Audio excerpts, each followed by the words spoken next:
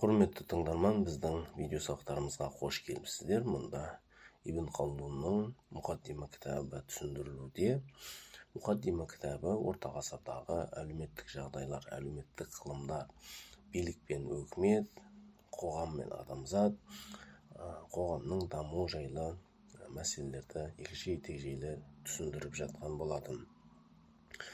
Ибн Халдун алдыңғы сабақта бізге қоғамның даму үшін маңызды болған философтардың пікірлерін түсіндірген, яғни қоғамның даму формулаларын бізге таныстырған болатын. Бүгін бізде 13-ші сабақ. Автор бізге Ибнул Мұқаффа дейді, саясат тақырыбына арналған трактаттарында жорамалдар, өзінің пайымдаулары әріп көптеген мысалдар келтірген дейді. Ибн Мұқаффа деген кім десеңіз, Ибн Мұқаффа ол Аристотельдің көптеген еңбектерін аударумен танылған өте танымал ойшыл еді. Өзі умавилер заманында өмір сүрген, кейіннен аббасилер заманында қайтыс болған. Сонымен қатар Қазы Абу Бәкір Туртуши де өзінің Китабу Сираджул Мулк кітабында осыған ұқсас пікірлерді алға тартқан, яғни көптеген қоғам үшін маңызды болған пікірлерді алға тартқан. Ол өзінің еңбегінде біздің еңбегіміздегі бап пен мысалдарға жақын өлшемде жүйелеген, яғни алдында кітаптарды таныстырып жатыр. Аристотель баптарға бөлмеген, тақырыптарға бөлмеген, пікірлердің бәрі араласып кеткен, әр тақырыптың маңызды пікірлері бір-бірімен араласып кеткен деді. Енді келесі кезек Абу Бәкір Туртуши дейді. Бұл болса тақырыптарға бөлген, бөліктеген дейді. Алайда бұл кітаптың бір кемшілігі дейді, назар қалатын жері, мәселені нысанаға дәл тигізе алмаған дейді. Ізгі ниетпен жүзеге асыра алмаған дейді. Яғни алға қойған мақсаты жүзеге аса алмаған, дұрыс жеткізе алмайды. Мақсаты дұрыс, бірақ дұрыс жеткізе алмайды деген. Мысалы, біз бұл сабақтарды жүргізіп жатырмыз. Мақсатымыз қоғамға пайдалы, жаңағы қоғамның даму үшін маңызды болған ақпараттармен көпшілікті таныстыру болатын. Алайда біз дұрыс жеткізе алмағандықтан бізде тыңдарман аз болып жатыр. Тура сол сияқты Туртушиде өзінің діттеген мақсатына жете алмаған дейді. Ол бір мәселені талдау үшін арнайы бап ашқан, ол дұрыс дейді.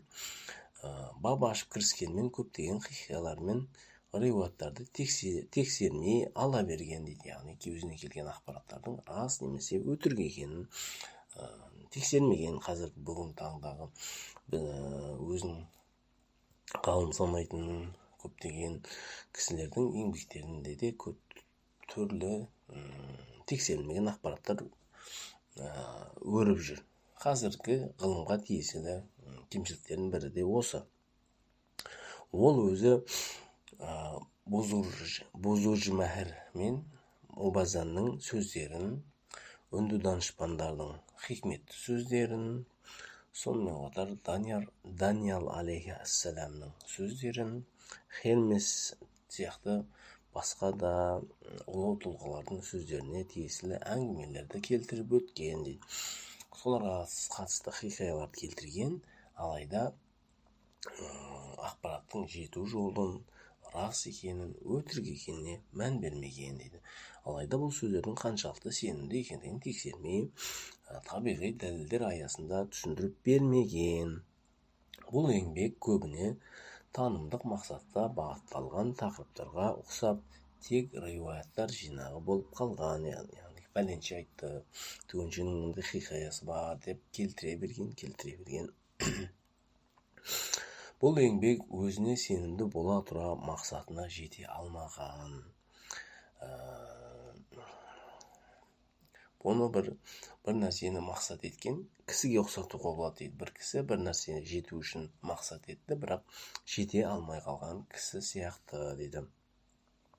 Кітапта қайта-қайта көтерілген тақырыптар да толық қамтылмай жатады. Яғни бір мәселе бірнеше рет көтеріледі, алайда соңына жетпей қалып отырған дейді.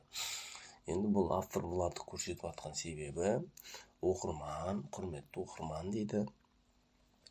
Егер маңызды мәселелер іздесең, пәленшеде бар, Аристотельде бар, Әл-Фарабиде бар, тағы да көптеген Абу Бакр Туртушиде бар деген сияқты көптеген пікірлер бар. Алайда олар оқырман үшін бір жинақталып, жүйеленіп, реттеліп ұсынылмаған. Ол үшін өзің ізденуің керексің дейді. Ал деп айтып жатыр. Бұны айтып жатқан себебі біздің еңбегіміз дейді. Адамдардың қоғамдық қозғалыстарға әсер ететін өркениеттердің түрлі тараптары болғанда, бірінші өкімет, екінші кәсіпкерлік, ғылым және ғылым пәні, өнер тапқыштық түрлі дәлелдер арқылы түсіндіріп береміз. Яғни қоғамның дамуы үшін маңызды мәселелер бірінші билік деген ол өкімет, сосын қоғамның дамуы үшін өнер тапқыштық керек, одан кейін ғылым керек жүйелеу үшін, кәсіпкерлік керек, өйткені кәсіпкерлікпен қоғам дамиды. Осы мәселелерді біз түсіндіріп береміз дейді. Яғни қоғамда даму үшін не керек десе, біз соларды түсіндіріп береміз дейді автор. Осы дәлелдер ғылым иелері әрі кең барша білу керек ақиқатты көрсетіп, күмәндарды шетке ысырып жоқ етеді дейді. Автор енді адам баласы басқа тіршілік иелерінен ерекшеленіп тұратын кейбір артықшылықтары бар дейді. Солардың кейбірі адам басқа хайуандардан ажыралып тұратын, бөлек тұратын нәрсесі ол ойлау дейді, тәфәккур дейді қабілеті. Ойлау қабілеті арқылы қол жеткізілген ғылым, өнер тапқыштық адам баласын ойлау қабілеті арқылы басқа жаратылыстардан құрметті етеді дейді. Адамның бірінші ерекшелігі ол ойлау қабілеті дейді. Екінші, барша хайуанаттардан ерекшелігі адам басқаларға өз билігін жүргізу және ішкі түрткісі арқылы қоғамдасып әрекет етуге ұмтылу қажеттілігі бар дейді. Яғни адам басқаларға билік жүргізеді дегенде бұл адамды халифа етіп жараттым деген жаратушының сөзінің түсіндірмесі ретінде.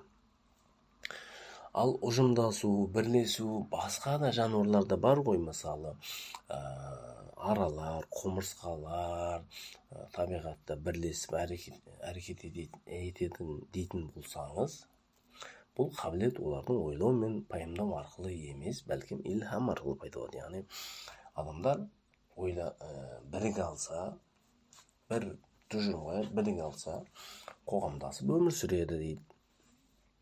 Ал ара, құмырсқа деген сияқты жәндіктердің ұйымдасуы ол ойлану арқылы емес, ол Құдайдың салып қойған арнайы программасының нәтижесінде дейді. Және кейін автор тағы да түсіндіреді. Мысалы, аралардың бірігуі тек бал ғана өндіреді дейді. Аралар қанша біріксе, тек бал ғана өндіреді дейді. Ал адамдар біріксе, біреуі қолөнер, біреуі ғылым, біреуі билік, біреуі барлық салада бірге алады деп түсіндіреді. Үшінші, адамзаттың өмір сүруге бейімделуі әрі өмір үшін қажетті болған құралдарды қолға алуы, яғни құрал жасай алуы, құралдың жасау жолдарын үйренуі, осы мәселелерге адам қызығады. Ол адамның тірі қалуы мен өмір сүруін жалғастыру үшін азық-түлік қажеттілігін өтеудің нәтижесі. Бұл нәтиже Алла Тағаланың адамзат болмысына орнатқан әрі оған өмір сүруге ұмтылудың тура жолын көрсеткен дейді. Алла Тағаланың мынандай аяты бар дейді. Ол біздің Раббымыз барлық нәрсені жоқтан жаратқан, одан кейін бәрінде жаратылыс мақсатына қарай өз жолына салған ұлы жаратушы деген аятты келтіреді. Бұл жерде айтып жатқаны әрбір жаратылыстың өз жаратылу мақсаты бар дейді. Мысалы, құмырсқалар өздерінің мақсаттары бар, жан-жануарлар өздерінің мақсаттары бар, аралар өздерінің мақсаты. Сол сияқты адамның да жаратылу мақсаты бар дейді. Төртінші, өркениет дейді. Адамдар өз қажеттіліктерін өтеу үшін қалада, қыстақта, тағы басқа елді мекендерде күн кешеді. Бұл адамның табиғатындағы қамқорлыққа бейімділігінен келіп шығады дейді. Себебі қамқорлық өмір үздіксіздігін қамтамасыз ету үшін қажетті дейді. Бұл жайында тағы да біз егжей-тегжейлі арнайы тоқталатын боламыз дейді.